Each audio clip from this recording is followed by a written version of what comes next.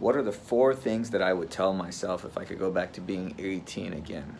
Well, I'm going to give you the four things that really helped me raise, my first $150,000 and then end up raising more venture capital for my company. Things that helped me thrive in my business, and the skill sets that I had, and the four pieces of advice that really got me to where I am today, right now, talking to you. And so here we go. Here's the four things. So the number one thing that really, really helped me out is believing in the power of my dreams. And I know that sounds so funny and it sounds so cliche, but I'm telling you, dreams are your superpower, because dreams are almost like the blueprint to your life. Like if you're an architect and you want to build a house, the plans that you have are kind of like your dreams, right? Those are like your dreams for your life.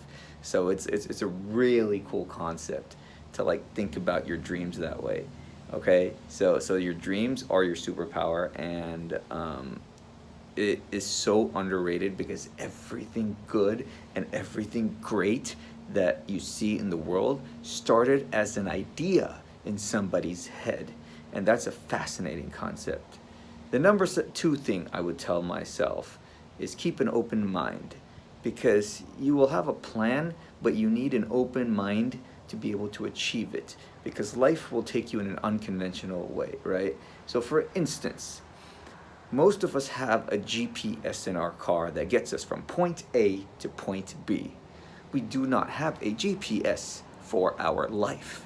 So the problem is, we don't have a GPS that tells us how to make $1,000,000. We do not have a GPS that tells us how to have perfect health, how to have a good relationship. We don't have a GPS that gives us the blueprints for life.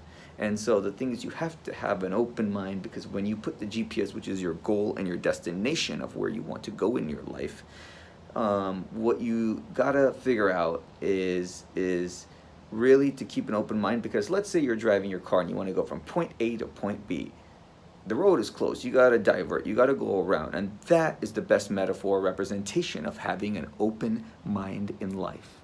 Number three, you know what helped me out a lot in life is having confidence, and a skill that I like to call calculated confidence, and I've heard other people use this before. And what that means is, I would tell myself to be confident no matter what. Confidence is a superpower, because you can walk into the room, and if you're authoritative and you believe in your vision, your dreams, and your hopes and ideas, confidence is the difference between you closing that deal and not closing that deal. And calculated confidence means this: if somebody came to you and said, go build a house. You have no idea how to build a house. You have no idea what to do. But if somebody comes to you and says, I will give you $1,000,000, put a house up on that piece of land, Nitish, behind me, I'm sure I can figure out how to put up a house for far cheaper than $1,000,000 and still make some money. And so realize you already have the skill set. You don't need to know how to do it. You just got to figure it out. But you have to have the confidence to say, yes, I know how to figure it out. And I know I have a brain that works. And I know I will figure it out if you give me the shot. And that will give you confidence, because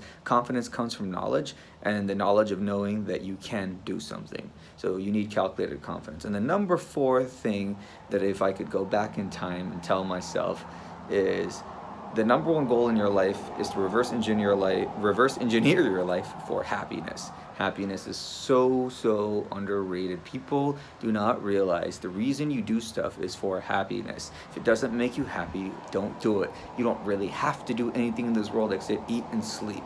So at the end of the day, remember Maslow's hierarchy of needs. We all have certain needs in our life. Everything else is just extraneous stuff. And so keep in mind that you should reverse engineer your life for happiness. If it doesn't serve you in the long term, then don't do it. You got to ask yourselves, will this decision that I make today matter 10 years from now? If it doesn't matter, then it's not important. Don't focus on the micro, focus on the macro. Focus on the big picture. The goal in life is not to make a lot of money. The goal in life is to make a lot of money so you can spend a lot of money, right? Like, that's the whole point of making money. The whole goal in life is to do all these cool things so you can actually do cool things. So there's a lot of people that are just hoarding wealth and they don't do anything. That's the same thing as being completely broke, because you're not doing anything. So money's only good if you put it to work for you. Don't become a slave to money. Make money your slave. And you will realize that happiness is what counts the most, right? So take these pieces of advice and go succeed in life. Love you all.